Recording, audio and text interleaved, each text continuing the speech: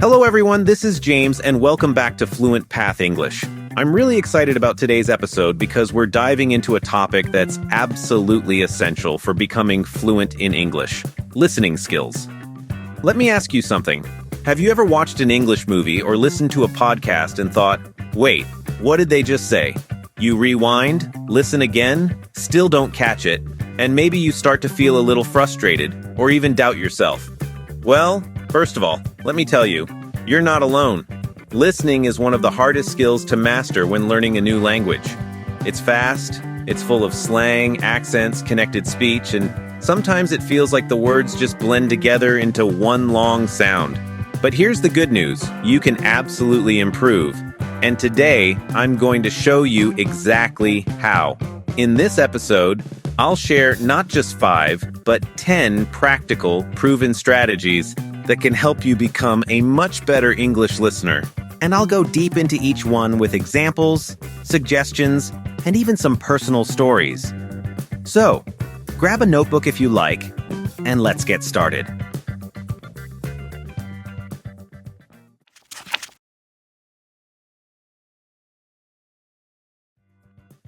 Let's begin with the foundation: daily exposure.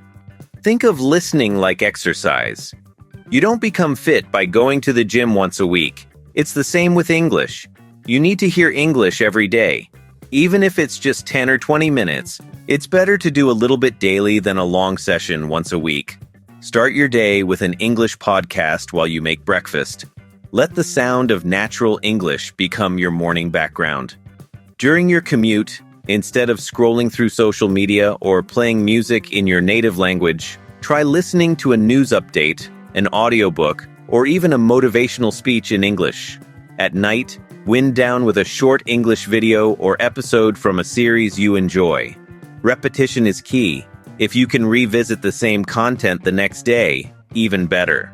Over time, you'll notice something incredible. You'll start recognizing words without even trying.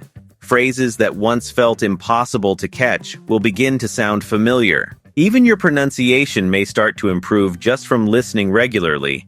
The more you expose your brain to natural speech, the more it adapts. And that's how listening skills grow, from consistency, not intensity.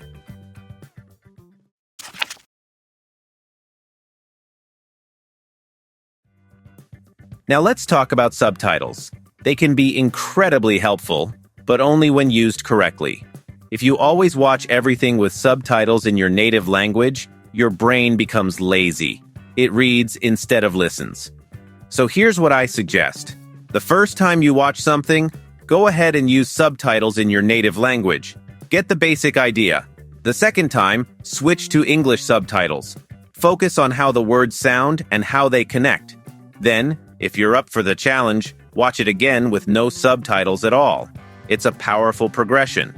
There are tools out there, like Language Reactor, that make this process easier by allowing you to replay lines, slow down the audio, and even see dual subtitles side by side. It's like having a personalized listening lab right at your fingertips. But here's the deeper point. Using subtitles wisely means using them as a bridge, not a crutch. They're not there for you to lean on forever. They're there to support you while you build confidence. Once you begin to catch phrases without reading, that's a sign your listening comprehension is improving.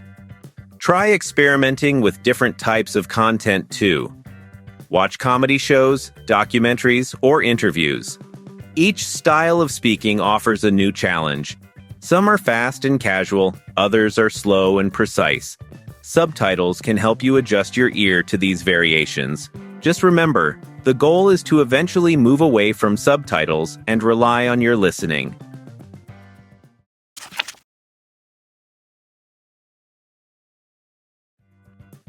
Now let's get into one of the most powerful techniques I know, shadowing. Shadowing is when you repeat what the speaker says, almost at the same time. It might feel weird at first, but trust me, it works. Choose a short clip, maybe a scene from a movie or a YouTube video. Listen to a line, pause it, then say it out loud, exactly like the speaker. Copy the pronunciation, the rhythm, the emotion. You don't have to be perfect, just do your best. This technique helps your ears and mouth work together. You become more aware of how English sounds and how it feels to say it. And as a bonus, it helps improve your speaking fluency too. When you shadow someone speaking naturally, you're not just mimicking the words. You're absorbing their intonation, their timing, even their attitude. At first, it may feel overwhelming. You might stumble, fall behind, or mispronounce things. That's okay. The important thing is to keep going. Even 5 minutes of focused shadowing a day can make a big difference over time. For added benefit, record yourself while shadowing. Then listen back and compare your speech to the original. This feedback loop helps you spot your weak areas and measure progress. It's like having a personal coach who's always available. Shadowing isn't just about repeating, it's about transforming your listening into confident speaking.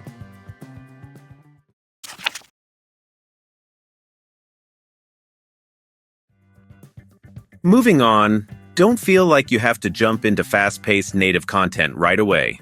If you're a beginner or even intermediate learner, it's completely okay to start with slower English. There are so many great resources out there. BBC Learning English, Voice of America, Learning English, and elo.org, just to name a few. These platforms are designed to be easier to understand, and they're perfect for building confidence. Once you feel more comfortable, you can move on to podcasts, TV shows, and YouTube channels where native speakers talk at a natural speed. Think of it like weight training. You wouldn't start with the heaviest weights, right? Same goes for listening. Start small, then work your way up. It's not about being fast, it's about being steady and focused. Also, when you do move on to more advanced material, don't feel the need to understand everything. Even if you only catch 50%, that's okay. You can always come back and re-listen later. What's important is that you're engaging with the material and challenging yourself bit by bit. To stay motivated, choose content that genuinely interests you. If you love cooking, watch recipe videos in English. If you're into science, find a science podcast. If you enjoy comedy, follow an English-speaking comedian. When you're emotionally engaged with what you're hearing, your brain becomes more alert and receptive. That emotional connection can make all the difference.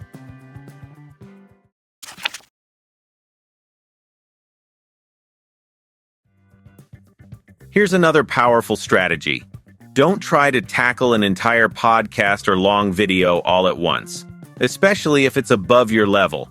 Instead, break your listening material into smaller, manageable chunks. Start with 30 seconds to a minute of audio. Focus all your energy on that small portion. Listen once to get the general idea. Then go back, listen again, and this time, try to catch specific words and expressions.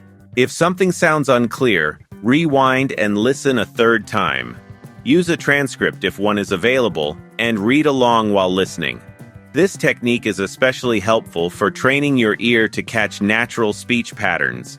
It slows things down and allows your brain to process the language more effectively. After you feel confident with one chunk, move on to the next. It might take you a while to get through an entire video or podcast episode this way, but that's okay. Quality of comprehension is far more important than quantity of material consumed. You can also take notes as you go. Write down key phrases, new vocabulary, or expressions that stand out. Try to repeat them out loud after the speaker. You can even try summarizing the chunk in your own words in English. That forces your brain to engage more deeply with the content. Bit by bit, you'll build stronger listening skills and better retention. Remember, the goal isn't just to hear English, it's to understand it.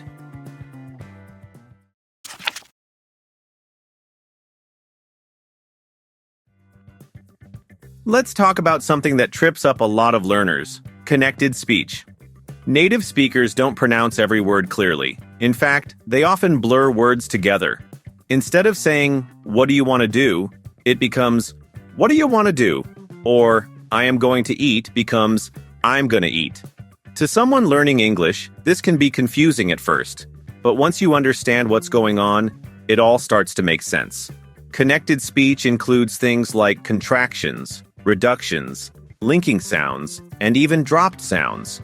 You might hear, did you become didja, or don't know, become dunno.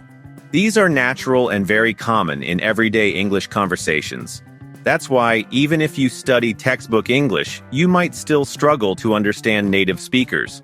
To improve in this area, expose yourself to natural conversations, real speech. Watch interviews, vlogs, and casual dialogues. Try repeating the phrases out loud.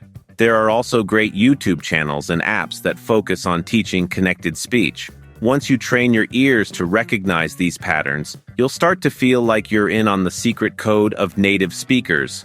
It's not magic, it's just practice. Now, to go deeper into this, think about how native speakers naturally blend words to keep the rhythm of speech flowing. English is a stress-timed language, which means some syllables are stressed more than others, and that causes reductions and connections to happen in order to fit the rhythm. It's not laziness, it's efficiency. You can start improving your recognition of these patterns by taking a short phrase like, "What do you think?" and repeating it multiple times. Try saying it the way a textbook would, clearly with each word separated. Then try saying it the way a native speaker would, faster and more blended. That contrast helps your brain get used to real speech. Another fun exercise is to write down what you think you hear before checking the actual transcript. Sometimes you'll be surprised by how far off your guess was, but over time, you'll get better. The goal here isn't just to hear each word, it's to understand the message in the natural flow of language. The more familiar you become with these reductions and blended sounds, the easier listening will become, and you'll feel much more confident communicating with native speakers.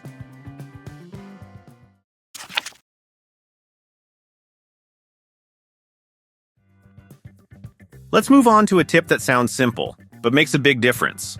Watching English content with intention. Sure, it's fun to sit back and enjoy a TV show or a movie in English.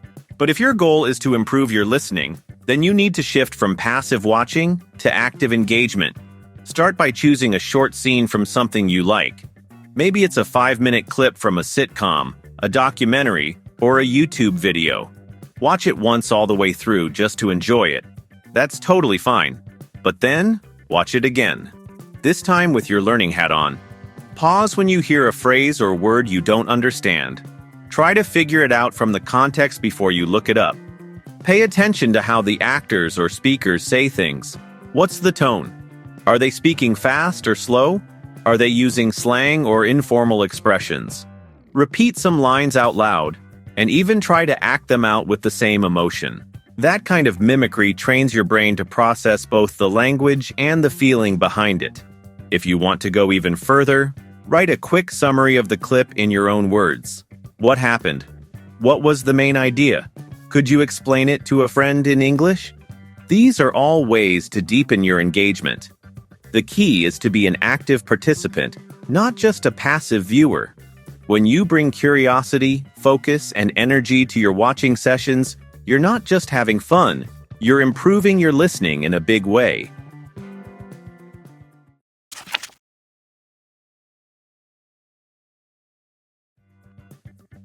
Here's a reality check. English isn't just spoken with one accent. Most learners get used to either American or British English, and then feel lost when they hear an Australian, Irish, or Indian accent. But if you want to truly understand global English, you need to train your ears to handle variety. At first, this might feel overwhelming. You might hear an accent that sounds completely unfamiliar, and your brain wants to shut down. But here's the thing. The more you listen, the more adaptable your brain becomes. Try watching news programs from different countries, TED Talks from international speakers, or even listening to podcasts hosted by people from diverse backgrounds. You'll notice that certain sounds, rhythms, and vocabulary might differ slightly, but you'll also start to recognize patterns, no matter the accent. It's like tuning an instrument.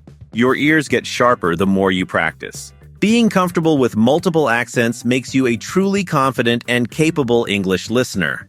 Another reason to get familiar with various accents is because English is a global language.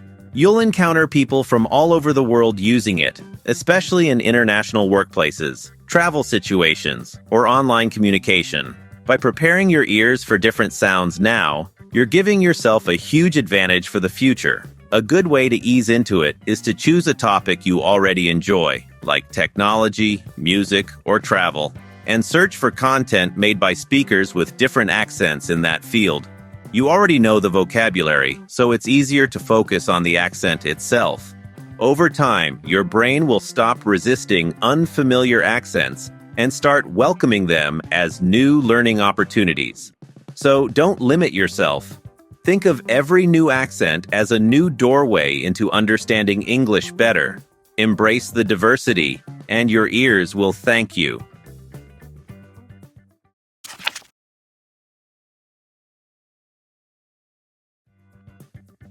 The more English becomes a part of your everyday environment, the more natural it will feel to listen to. This tip isn't just about study time. It's about transforming your lifestyle so that English is constantly around you, like background music that slowly becomes familiar. Start by changing your phone's language settings to English. It may feel awkward at first, but you'll quickly learn useful vocabulary that you see every day. Do the same with your favorite apps, your computer, even your TV settings. These small adjustments expose you to the language regularly without requiring extra time or effort. Another great strategy is to follow English-speaking influencers or content creators on social media. Watch their videos, read their captions, and observe how they use casual conversational English. Because it's short form and frequent, this content is a great way to pick up natural expressions and idioms. Talk to yourself in English while doing everyday tasks. For example, while cooking, you might say, "I'm cutting the onions now," or "Let's set the timer for 15 minutes." Narrating your actions helps reinforce vocabulary and builds fluency. You might feel silly at first, but this kind of self-talk is incredibly effective. Keeping a short daily journal in English is another fantastic habit. Just a few sentences a day will do. Then, read your entries out loud the next day to practice your listening and pronunciation.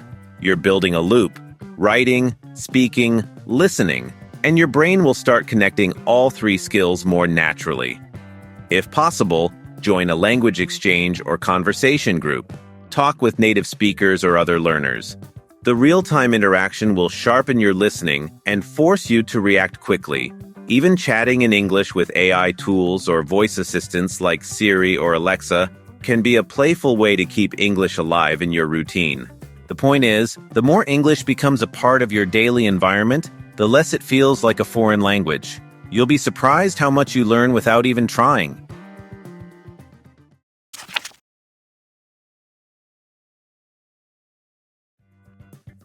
And now let's end with a message I think we all need to hear, especially when learning something as big and complex as a new language. Be kind to yourself. It's easy to get frustrated when you feel like you're not improving fast enough, or when you can't understand a native speaker in a movie or during a real conversation. But progress in listening, just like any language skill, is often invisible at first. You're building something deep inside your brain, and it takes time to show on the outside. When you're having a tough day, it's important to step back and look at the bigger picture. Think about where you started. Maybe a year ago, you couldn't understand anything without subtitles. Maybe just 6 months ago, you didn't know what gonna meant. But now, you're here, listening to this episode, following along, and actively improving. That's already a huge achievement. Celebrate those small wins.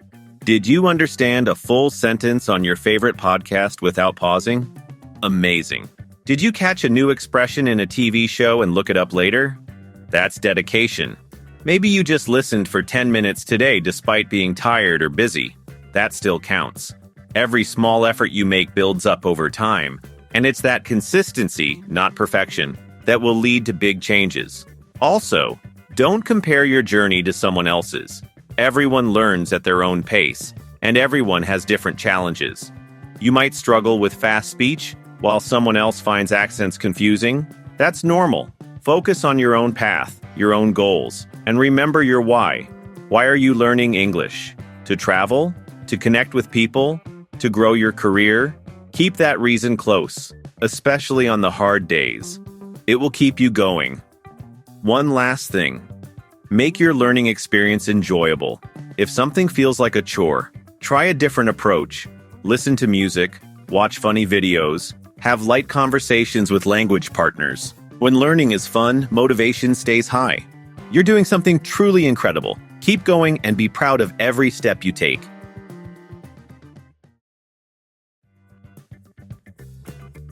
All right, before we wrap up, let's take a moment to review what we've covered today. We explored 10 practical and powerful strategies that can help you improve your English listening skills, no matter where you are on your learning journey. First, we talked about the importance of listening every day and making it part of your routine. Then we moved on to using subtitles wisely, not as a crutch, but as a tool to gradually build your confidence. We also looked at shadowing, one of the most effective ways to train both your ears and your mouth together. From there, we explored how to start with slow English and work your way up to more natural content. We discussed breaking things down into manageable chunks and focusing deeply on small sections. We also dove into the world of connected speech and how understanding reductions can make fast English easier to follow. We emphasized watching content with purpose, not just for fun, and encouraged you to challenge yourself with different accents from around the world. We talked about making English part of your life, embedding it into your daily habits. And finally, we reminded ourselves to be kind, patient, and motivated throughout the journey. So there you have it. 10 clear, actionable tips that, if practiced consistently, will absolutely help you become a better English listener. Remember, improvement doesn't come from one big push. It comes from showing up again and again, day after day. If you found today's episode helpful, I'd really appreciate it if you could take a moment to support this podcast. Please give it a like, subscribe if you haven't already, and feel free to leave a comment sharing which tip resonated with you most. Or let me know your own favorite way to practice listening. Thanks so much for spending your time with me today. This is James from Fluent Path English, wishing you happy listening and continuous progress. Until next time, keep listening, keep learning, and most of all, keep going. Bye.